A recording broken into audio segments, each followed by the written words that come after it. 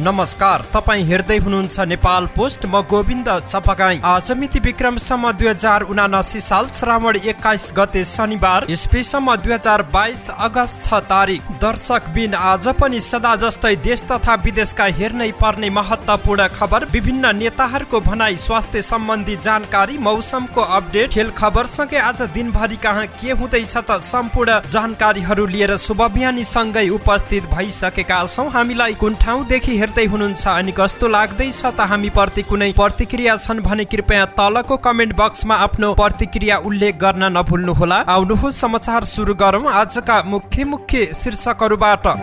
आफ्नै थात थलोमा फर्किँदै सप्तकोशीका विस्थापित बासिन्दा, निहारीका राजपूत प्रहरी नियन्त्रणमा। राष्ट्रिय परिचय पत्र अनिवार्य तर अनेक सकस। प्रतिनिधि सभा र प्रदेश सभा चुनावमा तालमेल गर्ने सत्ता गठबन्धनको निर्णय। देश बर्बाद हुनबाट बचाउन एमाले जित्नुपर्ने ओलीको दाबी।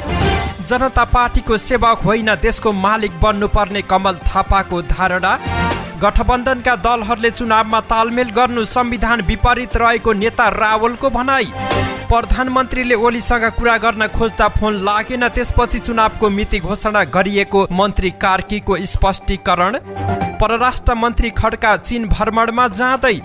सीके राउत जसपाका अध्यक्ष उपेन्द्र यादव विरुद्ध चुनाव लड्दै। प्रचण्डलाई 4 जिल्लाबाट आयो चुनाव लड्ने प्रस्ताव। एमालेको बहिष्कारपछि धरान उपमहानगर कार्यपालिकाको बैठक स्थगित। क्रान्तिकारी माओवादी र नेकपा बहुमत बीच एकता गर्ने सहमति। जमिन बाँचो नछोडी खेती गर्नुपर्ने, कृषिमा आत्मनिर्भर हुनुपर्ने मन्त्री भूषालको आग्रह।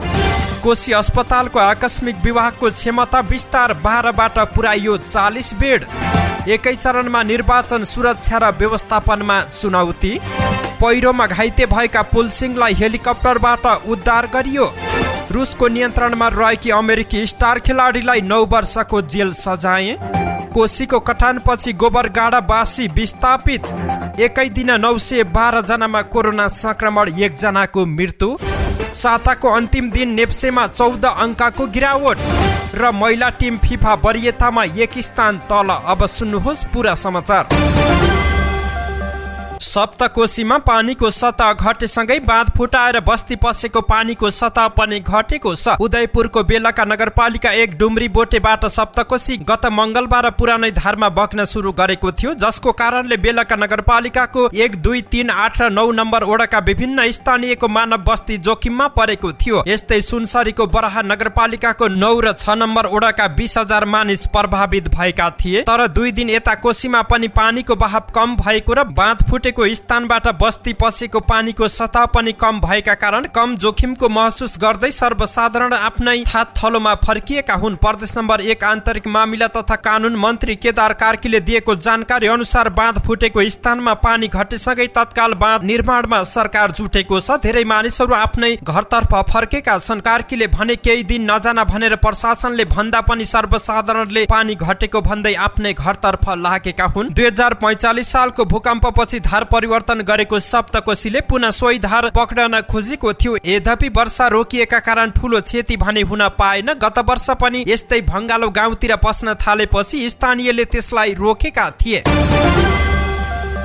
कुमारी आमा भनेर चिनिने निहारीका राजपूतलाई प्रहरीले नियन्त्रणमा लिएको छ। आफूले न्याय नपाएको भन्दै अनसन बस्दै गर्दा राजपूतलाई प्रहरीले सिंहदरबारबाट नियन्त्रणमा लिएको हो। निहारीका 17 वर्षकी नाबालिग हुँदा उनीमाथि जनकपुरका शिवराज श्रेष्ठले नशालु पदार्थ खुवाएर बलात्कार गरेको आरोप लगाउँदै आएकी छिन्। उक्त बलात्कारपछि रहेको गर्भबाट उनले छोरा जन्माएकी थिइन्। बलात्कृत भइसकेपछि न्यायका लागि जहाँ पुगे पनि आफूलाई नै गलत देखाएको भन्दै उनी पटक पटक अनसनमा बस्दै आएकी थिइन्। जिल्ला प्रशासन कार्यालय काठमाडौँको प्राङ्गण अघि पछिको जस्तै बुधबार पनि भिडभाड देखिन्थ्यो। विभिन्न उद्देश्यले सेवाग्राही लाइन उभिरहेका थिए। प्रशासनको प्रवेशद्वारको बायाँतिर राष्ट्रिय परिचय पत्र बनाउन मानिसहरू लाइनमा उभिरहेका थिए। सरकारले बाध्यताकारी व्यवस्था गरेसँगै राष्ट्रिय परिचय पत्र बेगर राहदानी बनाउन नपाइने तथा कतिपय कलेजमा भर्ना हुनको लागि पनि राष्ट्रिय परिचय पत्र खोजिन थालेको छ। सत्ता गठबन्धनका 5 दलले प्रतिनिधि सभा र प्रदेश सभाको चुनावमा तालमेल गर्ने निर्णय गरेका छन्। प्रधानमन्त्री निवास बालुवाटारमा बसेको बैठकले चुनावी तालमेल गर्ने निर्णय गरेको हो। बैठकले चुनावी तालमेल गर्ने निर्णय गरे पनि सिट बाँडफाँडको विषय भने टुङ्गाएको छैन। चुनावी तालमेललाई न्यायपूर्ण र व्यवस्थित बनाउनका लागि कार्यदल गठन गरी अघि बढ्ने सहमति भएको सञ्चार तथा सूचना प्रविधि मन्त्री एवं नेपाली कांग्रेसका नेता ज्ञानेन्द्र बहादुर कार्कीले जानकारी दिनुभयो। उहाँका अनुसार 5 दलीय गठबन्धन बैठकले मक्सिर 4 गते हुने प्रतिनिधि सभा र प्रदेश सभाको चुनावमा 5 दलीय गठबन्धन बीच चुनावी तालमेल गरी अघि बढ्ने निर्णय गरेको छ। चुनावी तालमेलको निम्ति फेरि बैठक बसेर छलफल गर्नेछ। नेकपा एमालेका अध्यक्ष केपी शर्मा ओलीले आफूहरूलाई चुनाव हार्न छुट नभएको बताएका छन्। काठमाडौँमा भएको कार्यक्रममा ओलीले देशलाई हार्न नदिन एमालेले चुनाव जित्नुपर्ने पनि बताएका हुन्। चुनाव हारेमा एमालेको लागि त केही छैन, 5 वर्ष प्रतिपक्षमा बसेर देश र जनताको पक्षमा बोल्छ उनले भने। तर एमालेले हार्दा देश हार्छ, एमालेले जित्नै पर्ने कारण के छ भने देशलाई जिताउनु छ। अहिलेको सरकारले 1 वर्षमा नै देशलाई दुर्गतिमा लगेको भन्दै ओलीले उनीहरूले थप 5 वर्ष यस्तै गरेर देश चलाए खत्तम हुने पनि टिप्पणी गरेका छन्। राष्ट्रिय प्रजातन्त्र पार्टी रापरपा नेपालका अध्यक्ष कमल थापाले जनता पार्टीको सेवक नभई देशको मालिक हुनुपर्ने बताएका छन्। आगामी 4 मक्सिरमा हुने प्रतिनिधि र प्रदेश सभा निर्वाचन बारे टिप्पणी गर्दै अध्यक्ष थापाले सत्तामा पुग्न विदेशी शक्ति गुहार्ने प्रवृत्तिको अन्त्य हुनुपर्ने बताएका छन्। यो सबैको अन्त्यको लागि जनता पार्टीको सेवक होइन, स्वाभिमानी स्वतन्त्र नागरिक र देशको मालिक बन्नुपर्छ उनले फेसबुकमा लेखेका छन्। उनले 4 मक्सिरमा हुने निर्वाचनले सर्वसत्तावाद, भ्रष्टाचार, बेरोजगारी, धर्म परिवर्तनको समेतको अन्त्य गर्नुपर्ने बताएका छन्। त्यसका लागि नागरिक स्वाभिमानी हुनुपर्ने उनको तर्क रहेको छ। नेकपा एमालेका नेता तथा प्रतिनिधि सभा सदस्य डाक्टर भीम रावलले विपरीत सिद्धान्त हुँदाहुँदै गठबन्धनका दलहरूले आउँदो चुनावमा तालमेल गर्नु संविधान विपरीत भएको बताउनु भएको छ। हिजो शुक्रबार काठमाडौँमा भएको एक कार्यक्रममा बोल्दै नेता रावलले जनताको मत, निश्चित विचारधारा, दर्शन र कार्यक्रमका आधारमा लिने संवैधानिक व्यवस्था भएकोले विपरीत सिद्धान्त भएका राजनीतिक दलहरूले तालमेल गर्नु गलत भएको बताउनु भएको छ। यस प्रकारको गठबन्धनले देशको राजनीतिलाई सिद्धान्तहीन, आदर्शहीन र गन्तव्यहीन दिशातर्फ धकेल्ने उहाँको भनाइ रहेको छ। उहाँले भन्नुभयो 5 दलीय गठबन्धनका बैठकहरू हेर्दा ती राजनीतिक दलहरूले विपरीत सिद्धान्त हुँदाहुँदै पनि तालमेल गर्ने कुरा अगाडि सारेको हामीले पाएका छौँ। यसरी आम चुनावमा विपरीत सिद्धान्त भएका राजनीतिक दलहरूले तालमेल गर्ने कुरा नेपालको संविधानको धारा 269 को विरुद्धमा रहेको छ। नेपालको संविधान निर्माण गर्ने बेलामा, मस्यौदा गर्ने बेलामा उहाँहरूले दलीय प्रतिस्पर्धामा जनताको मत, निश्चित विचारधारा, दर्शन र कार्यक्रमका आधारमा माग गर्ने कुराप्रति प्रतिबद्धता गरेको कुरा अहिले स्मरण गर्नुपर्छ। त्यसकारण आउँदो चुनावमा यस्तो खालको सिद्धान्तहीन, गन्तव्यहीन, आदर्शहीन, मूल्यहीन, मान्यताहीन राजनीतिको बाटो होइन, आफ्ना सिद्धान्त र नीतिमा राजनीतिक दल अगाडि बढाउनु पर्छ। उनीहरूले त्यो घोषणा पत्रको आधारमा जनतासँग मत माग्नुपर्छ। जनताले जसलाई बहुमत दिन्छ त्यसले सरकार चलाउने हो। यदि कसैले बहुमत ल्याएन भने समान राजनीतिक दृष्टिकोण, विचार, कार्यक्रम या कतिपय विषयमा समान धारणा भएका राजनीतिक दलहरूले मिलेर संयुक्त सरकार गठन गर्ने हो। नेता रावलले नेकपा एमालेको समान विचार, समान दर्शन र समान कार्यक्रम भएका राजनीतिक दलहरूलाई मात्र एक ठाउँमा ल्याउने नीति रहेको स्पष्ट पार्नु भएको छ। आउँदो मक्सिर 4 गते प्रतिनिधि सभा र प्रदेश सभा चुनावको मिति घोषणा गर्ने कुरा संविधान कानून अनुसार नै भएको सञ्चार तथा सूचना प्रविधि मन्त्री ज्ञानेन्द्र बहादुर कार्कीले बताउनु भएको छ। प्रमुख प्रतिपक्षी दल नेकपा एमालेले आफूसँग परामर्श समेत नगरी सरकारले चुनावको मिति घोषणा गरेको भन्दै असन्तुष्टि जनाइरहेका बेला मन्त्री कार्कीले यस्तो स्पष्टीकरण दिनु भएको छ। हिजो शुक्रबार प्रधानमन्त्री निवास बालुवाटारमा बसेको सत्तारूढ 5 दलको बैठकपछि सञ्चारकर्मीले राखेका जिज्ञासाको जवाब दिने क्रममा उहाँले निर्वाचन आयोगको परामर्श अनुसार सरकारले चुनावको मिति घोषणा गरेको बताउनु भयो। मक्सिर 4 गते प्रतिनिधि सभा र प्रदेश सभाको चुनाव हुने कुरा अपेक्षित रहेको उल्लेख गर्दै मन्त्री कार्कीले त्यसका लागि प्रमुख प्रतिपक्षीसँग परामर्श गर्नै पर्ने भन्ने कुरामा सत्यता नरहेको दाबी समेत गर्नु भएको छ। परराष्ट्र मन्त्री डाक्टर नारायण खड्का चीन भ्रमणमा जानुहुने भएको छ। परराष्ट्र मन्त्रालयले हिजो शुक्रबार सिंहदरबारमा आयोजना गरेको नियमित पत्रकार सम्मेलनमा यही साउन 24 गतेदेखि 26 गतेसम्म मन्त्री खड्का नेतृत्वको नेपाली प्रतिनिधि मण्डलको चीन भ्रमण हुने जानकारी गराएको हो। चिनिया विदेश मन्त्री वाङ यीको मैत्रीपूर्ण निमन्त्रणामा परराष्ट्र मन्त्री खड्का नेतृत्वको नेपाली प्रतिनिधि मण्डलको चीन भ्रमणको मिति तय गरिएको परराष्ट्र मन्त्रालयकी प्रवक्ता सेवा लम्सालले बताउनु भएको छ। उहाँले भ्रमणमा दुई देश बीचको आपसी हितका विविध विषयमा छलफल हुने बताउनु भयो। परराष्ट्र मन्त्रालयले भ्रमणका एजेन्डाहरू पनि तय भइरहेको र भ्रमण सम्पन्न नभई ती विषयहरू सार्वजनिक गर्न हतार हुने पनि जनाइएको छ। प्रवक्ता लम्सालले मन्त्री खड्काको चीन भ्रमणका क्रममा दुई देश बीचको विविध विषयमा छलफल हुने र त्यसपछि मात्रै त्यसबारे जानकारी गराउन उपयुक्त हुने बताउनु भएको छ। जनमत पार्टीका अध्यक्ष डाक्टर सीके राउत जनता समाजवादी पार्टी जसपाका अध्यक्ष उपेन्द्र यादव विरुद्ध चुनाव लड्ने भएका छन्। अघिल्लो निर्वाचनमा अध्यक्ष यादव निर्वाचित भएको सप्तरी क्षेत्र नम्बर 2 बाट प्रतिनिधि सभा सदस्यमा लड्ने राउतले घोषणा गरेका हुन्। अध्यक्ष यादव यसपटक पनि यही क्षेत्रबाट चुनाव लड्ने तयारीमा रहेका छन्। डाक्टर राउतले बिहिबार जनकपुर धाममा बसेको बैठकमा आफूलाई सप्तरी 2 बाट चुनावमा उभ्याउने बारे छलफल भएको बताए। त्यो छलफल अनुसार यही क्षेत्रबाट म चुनाव लड्नेछु। डाक्टर राउतले भने सरकारले 4 मक्सिरमा प्रतिनिधि र प्रदेश सभाको निर्वाचन घोषणा गरिसकेको छ। निर्वाचन घोषणापछि नेताहरू उम्मेदवारी घोषणा गर्न थालेका छन्। नेकपा माओवादी केन्द्रका अध्यक्ष पुष्पकमल दाहाल प्रचण्डलाई पार्टीका नेताहरूले 4 जिल्लाबाट चुनाव लड्न प्रस्ताव गरेका छन्। पार्टीमा कुन नेता कहाँबाट लड्ने भन्ने विषयमा छलफल चल्न थालेपछि प्रचण्डलाई पार्टीका नेताहरूले प्रचण्डलाई चितवन क्षेत्र नम्बर 3 छोडेर गोर्खा क्षेत्र नम्बर 1, धनुषा क्षेत्र नम्बर 1, सिन्धुली क्षेत्र नम्बर 2 र सिराहा क्षेत्र नम्बर 3 बाट चुनाव लड्न प्रस्ताव गरेका हुन्। प्रचण्डको चुनाव क्षेत्रलाई लिएर अनेक विश्लेषण हुन थालेपछि पार्टीका नेताहरूले चुनावी अङ्कगणितको हिसाब गरेर 4 जिल्लाका नेताहरूले भेटेरै ती क्षेत्रमा चुनाव लड्न अफर गरेका हुन्। एमाले जनप्रतिनिधिले बहिष्कार गरेपछि धरान उपमहानगरको कार्यपालिका बैठक स्थगित भएको छ। धरान उपप्रमुख ऐन्द्र विक्रम बेगाका अनुसार हिजो 2 बजे कार्यपालिका बैठक सुरु हुने बित्तिकै एमालेबाट निर्वाचित जनप्रतिनिधिहरू उठेर हिँडेपछि बैठक बस्न नसकेको हो। हामी त कार्यपालिका बैठक सुरु गर्दै थियौं, साथीहरू जर्याक जुरुक उठ्नु भयो, बहिष्कार गरेको भन्दै बैठकबाट बाहिरिएपछि कार्यपालिका स्थगित भएको हो। किन स्थगित गरेको कारणबारे केही बोल्नु भएन। कार्यपालिका बैठकमा आफ्नो कुरा राख्ने विरोध गर्ने अधिकार त थियो नि, तर बिना छलफल र जानकारी नै नदिई यसरी बैठक बहिष्कार गर्नु स्वाभाविक भएन। उहाँहरूले दलीय रूपमा असहयोग गर्न खोजेको भने त्यो गलत हुनेछ। उपप्रमुख बेगाले भने हिजोको बैठकमा बाटोको मापदण्डको विषय, संस्थागत विद्यालयको पदपूर्ति र सुधार सम्बन्धी योजना, कर्मचारीहरूको मूल्याङ्कन लगायतको विषय रहेका थिए। कार्यपालिकामा बहुमत सदस्यले बहिष्कार गरेपछि एजेन्डा अगाडि बढ्न नसकेको हो। तत्कालीन नेकपा माओवादीमा रहेका 2 कम्युनिस्ट घटक बीच एकता हुने भएको छ। धर्मेन्द्र बास्तोला संयोजक रहेको नेकपा बहुमत र मोहन वैद्य महासचिव रहेको नेकपा क्रान्तिकारी माओवादी बीच पार्टी एकता हुने भएको छ। हिजो शुक्रबार दुवै पार्टीका शीर्ष नेतृत्व सहभागी बैठकमा पार्टी एकता गर्ने सहमति भएको हो। बैठकपछि महासचिव वैद्य र संयोजक बास्तोलाले संयुक्त प्रेस विज्ञप्ति जारी गरेका छन्। विज्ञप्तिमा पार्टी एकताका लागि संयोजन समिति गठन गरिएको जनाइएको छ।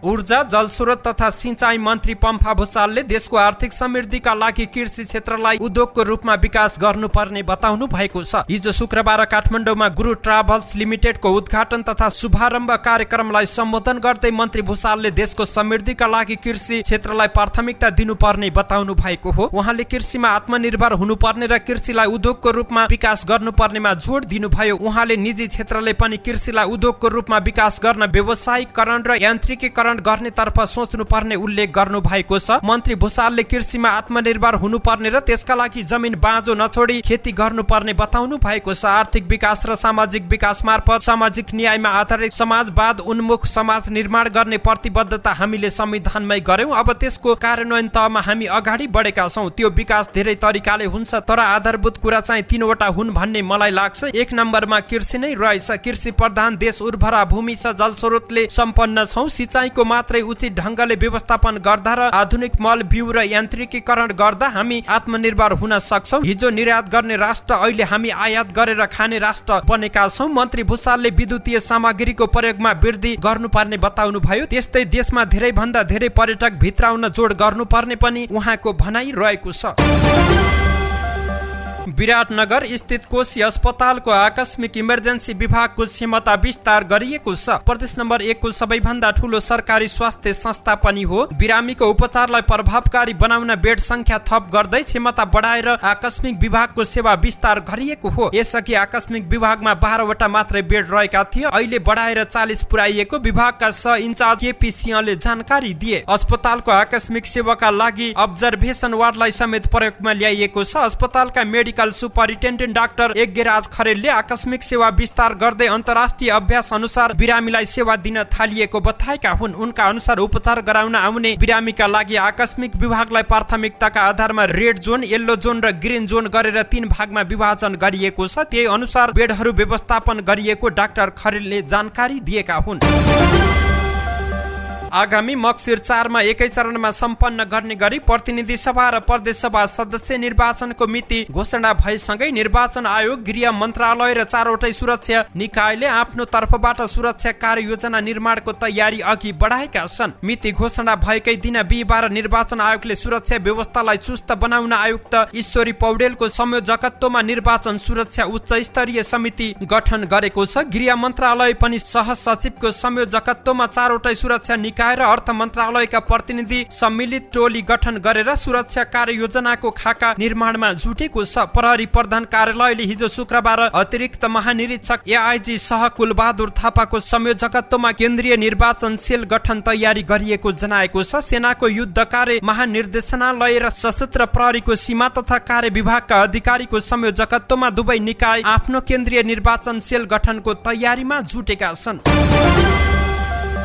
राष्ट्रिय स्वतन्त्र पार्टीका सभापति रवि लामिछानेले नागरिकका समस्या ठूला दलहरूको मुद्दा बन्न नसकेको बताएका छन्। नागरिकले दैनिक जीवनमा भोगिरहेका समस्यालाई आफ्नो पार्टीले मुख्य एजेन्डा बनाएको बताएका छन्। दाङमा राष्ट्रिय स्वतन्त्र पार्टीको भेलालाई सम्बोधन गर्दै उनले भने, हाम्रा एजेन्डा अरू पार्टीका घोषणा पत्र जस्ता छैनन्। जनता हाम्रा मालिक हुन्। उनीहरूसँग जोडिएका समस्याहरू नै हाम्रो पार्टीको मूल मुद्दा हुन्। यसबारे हामी विचलित हुनु पर्दैन। उनले आफ्नो पार्टीले जनताकै मुद्दा उठाएर चुनाव जित्ने र जनताका मुद्दाहरूको एजेन्डा बोकेर सिंहदरबारको यात्रा तय गर्ने समेत दाबी गरेका छन्। हेर्नुहोला, सुन्नुहोला, रेकर्ड गर्नुहोला। हामीले छिट्टै जनताको मुद्दाहरूमा टेकेर सिंहदरबारको यात्रा तय गर्नेछौँ। अहिलेका दलहरूले देशमा भ्रष्टाचार बढाउने र जनतालाई मुलुकभित्रै बस्न नसकिने स्थिति सिर्जना गरेको उनले आरोप लगाए। उनले त्यसको विकल्पमा राष्ट्रिय स्वतन्त्र पार्टी खडा भएको बताएका हुन्। गायिका मेलिना राईले प्रेमी सञ्जीव बराइलीसँग केही समय अघि गरेको इन्गेजमेन्ट तोड्ने निर्णय गरेकी छिन्। आफूहरूबीच वैचारिक मतभेद देखिन थालेपछि इन्गेजमेन्ट तोड्ने निर्णय गरेको उनले सामाजिक सञ्जाल मार्फत जनाएकी छिन्। संगीतकर्मी समेत रहेका प्रेम बराइलीसँग केही महिना अघि उनले इन्गेजमेन्ट गरेकी थिइन्। फेसबुकमा स्टाटस लेख्दै उनले सबै इन्गेजमेन्ट विवाहमा परिणत हुनुपर्छ भन्ने बाध्यकारी नहुने समेत स्पष्ट पारेकी छिन्। इन्गेजमेन्ट गर्नु मेरो जीवनको एउटा गम्भीर निर्णय थियो। एउटा परिस्थितिमा हामी दुई बीच भविष्यमा सँगै जीवन बिताउने सोच सहित त्यो निर्णय गरिएको थियो। उनले लेख्छिन्, समय छोटो भए पनि जिन्दगीको बारेमा लामो विमर्श भयो। हामी बीच वैचारिक रूपमा स्पष्ट मतभेद देखिन थाल्यो, अर्थात् हाम्रो विचारमा मेल खान सकेन, उनले लेखेकी छिन्। आजको मितिदेखि इन्गेजमेन्ट तोडिएको सामाजिक सञ्जालबाट सार्वजनिक गर्दै उनले शुभचिन्तकमा पर्न गएको असरप्रति क्षमा प्रार्थी भएको जनाएकी छिन्। भविष्यमा अझ मेहनत गरेर साङ्गीतिक क्षेत्रबाट देशको सेवा गर्ने पनि उनले बताएकी हुन्। क्यानाडा पठाइदिन्छु भनी रकम ठगी गरेको आरोपमा प्रहरीले एकजना महिलालाई पक्राउ गरेको छ। पक्राउ पर्नेमा सिन्धुपाल्चोकको 12 विषय नगरपालिका 1 घर भई हाल काठमाडौँ महानगरपालिका 6 बस्ने 47 वर्षीय छिरिङ डोमा शेर्पा रहेकी छिन्। शेर्पाले रत्नबहादुर तमाङलाई वर्किङ भिसामा क्यानाडा पठाइदिने भन्दै 7 लाख रुपियाँ लिएर सम्पर्कविहीन भएको प्रहरीको दाबी रहेको छ। उनलाई काठमाडौँ उपत्यका अपराध अनुसन्धान कार्यालयको टोलीले काठमाडौँको अत्तरखेलबाट पक्राउ गरेको छ। पक्राउ परेका शेर्पामाथि थप अनुसन्धान तथा कारबाहीका लागि वैदेशिक रोजगार विभाग बुद्धनगर पठाइएको प्रहरीले जनाएको छ। जिल्लाको धार्चे 1 यारु बगरमा पहिरोमा परि खच्चड धनी घाइते भएका छन्। चुमनुब्री गाउँपालिका 3 फिल्ममा खाद्यान्न पुराई फर्केका धार्चे 7 भिरकुनाका 37 वर्षीय पुलसिंह गुरुङ घाइते भएका हुन्। बिहान 10 बजेतिर खच्चड लिएर यारु बगरमा हिँडिरहँदा माथिबाट खसेको ढुङ्गा लागेर टाउकोमा गम्भीर चोट लागेको नेपाली सेनाको सडक निर्माण कार्यदलका क्याप्टेन श्री कृष्ण श्रेष्ठले जानकारी दिए। साथै उनको हात र खुट्टामा समेत गम्भीर चोट लागेको उनले जानकारी दिएका छन्। गम्भीर घाइते भएका उनलाई चुमनुब्री गाउँपालिका अध्यक्ष निमा लामाको समन्वयमा तत्काल हेलिकप्टर बोलाएर उद्धार गरी काठमाडौँ शिक्षण अस्पताल पुर्याइएको चुमनुब्री 3 जगतका विशाल हिमाली घलेले जानकारी दिए। घाइतेलाई स्याहार सुसार गर्न साथीको रूपमा स्थानीय 2 जनालाई पठाइएको पनि उनले बताएका छन्। फिल्ममा खाद्यान्न सामग्री पुर्याएर खच्चड लिएर तल झर्दै गर्दा क्यान्टिलिभर पुल नजिकै माथिबाट खसेको ढुङ्गाले लागेर गुरुङ घाइते भएका घलेले जानकारी दिए। सडक निर्माणमा खटिएका नेपाली सेनाको टोलीले घटना देखेपछि उद्धार गर्न स्थानीयलाई आग्रह गरेका थिए। गोर्खाको दुर्गममा रहेको चुमनुब्री र धार्चे गाउँपालिकामा यातायात सेवा नहुँदा सिकिस्त बिरामी र घाइतेलाई उपचार गर्न हेलिकप्टर चार्टर गर्नुपर्ने बाध्यता रहेको छ। झण्डै 6 महिनादेखि रुसको नियन्त्रणमा रहेकी अमेरिकी बास्केटबल स्टार ब्रिटनी ग्रिनरलाई रुसको अदालतले लागू औषध तस्करीको मुद्दामा दोषी ठहर गर्दै 9 वर्षको जेल सजाय सुनाएको छ। रुसको खिम्की सहरको अदालतमा न्यायाधीश अन्ना सोत्तीको भएको इजलासले ग्रिनरलाई लागू औषध मुद्दामा दोषी ठहर गरेको हो। यससँगै अदालतको फैसलामा ग्रिनरलाई 16,300 अमेरिकी डलर जरिमाना पनि सुनाइएको छ। Woman national basketball association star Griner 2 पटकको ओलम्पिक गोल्ड मेडलिस्ट पनि हुन्। बिहीबार हतकडी सहित प्रहरीको साथ अदालत बाहिर निस्किएकी ग्रिनरले म मेरो परिवारलाई माया गर्छु भन्दै पत्रकारहरूलाई प्रतिक्रिया दिएकी थिइन्। ग्रिनरले अमेरिकी स्वतन्त्रता दिवसको अवसरमा आफू रुसी जेलमै आजीवन रहन सक्ने त्रास भएको भन्दै आफूलाई रिहाईको पहल गरिदिन अमेरिकी राष्ट्रपति जो बाइडेनको नाममा पत्र लेखेकी थिइन्। सप्तकोशी नदीको बहाव पछिल्लो केही दिन यता तीव्र रूपमा बढेपछि हनुमाननगर कंकालिनी नगरपालिका वडा नम्बर 13 गोबरगाडा बस्ती क्षेत्र पनि कटान गरेको छ। बस्ती कटान गर्न थालेपछि गोबरगाडा बासी टापुमै नयाँ ठाउँमा रहर निर्माण गरेर बस्न थालेका छन्। यो समाचार तयार गर्दै गर्दाको समय अवधिसम्म गोबरगाडामा अहिले 100 परिवारका 300 जना बसोबास गर्दै आएका छन्। पछिल्लो 24 घण्टामा थप 912 जनामा कोरोना संक्रमण पुष्टि भएको छ भने 1 जनाको मृत्यु भएको छ। स्वास्थ्य तथा जनसंख्या मन्त्रालयका अनुसार 6491 जनाको परीक्षणमा 912 जनामा संक्रमण पुष्टि भएको हो, जसमध्ये 2941 जनाको पीसीआर परीक्षण गर्दा 529 जना र 3550 जनाको एन्टिजेन परीक्षण गर्दा 383 जनामा संक्रमण देखिएको मन्त्रालयको भनाइ रहेको छ। यो सँगै कोरोना भाइरसको सक्रिय संक्रमितको संख्या 5760 पुगेको छ। पछिल्लो 24 घण्टामा 370 जना संक्रमण मुक्त भएका छन्। मन्त्रालयका अनुसार 5587 जना होम आइसोलेसनमा रहेका छन् भने 173 जना संस्थागत आइसोलेसनमा र 42 जना आइसियुमा रहेका छन्। साताको अन्तिम कारोबारका दिन हिजो शुक्रबार शेयर बजार परिसूचक नेप्सेमा 34 अंकको गिरावट आएको छ। नेपाल स्टक एक्सचेन्जका अनुसार यस दिन नेप्से 34.61 अंकले घट्दै 2113.55 अंकमा झरेको हो। हिजो शुक्रबार 2 घण्टाका लागि खुलेको बजारमा 2 अर्ब 62 करोड 61 लाख रुपियाँ बराबरको मात्र कारोबार भएको छ। हिजो 13 वटा उपसूचक मध्ये म्युचुअल फन्ड 0.89% बाहेक अन्य सबै उपसूचक ऋणात्मक भएका छन्। सबैभन्दा बढी फाइनान्स समूहको उपसूचक 3.4% घटेको छ भने हिजो सबैभन्दा कम होटल तथा पर्यटन समूहको उपसूचक 0.91% घटेको हो। नेपाली महिला फुटबल टिम फिफा वरियतामा 1 स्थान तल झरेको छ। विश्व फुटबलको सर्वोच्च संस्था फिफाले हिजो शुक्रबार सार्वजनिक गरेको वरियता अनुसार नेपाल 102औं स्थानमा झरेको छ। यसअघि नेपाल 101औं स्थानमा रहेको थियो। दक्षिण एसियामा नेपाल भारतपछि दोस्रो स्थानमा रहेको छ। भारत पनि नयाँ वरियतामा 2 स्थान तल झर्दै 58औं स्थानमा रहेको छ। यस्तै बंगलादेश 147, श्रीलङ्का 153, मालदिभ्स 156 र भुटान 176औं स्थानमा रहेका छन्। धन्यवाद। यस्तै ताजा समाचारको लागि नेपाल पोस्ट हेर्दै गर्नुहोला।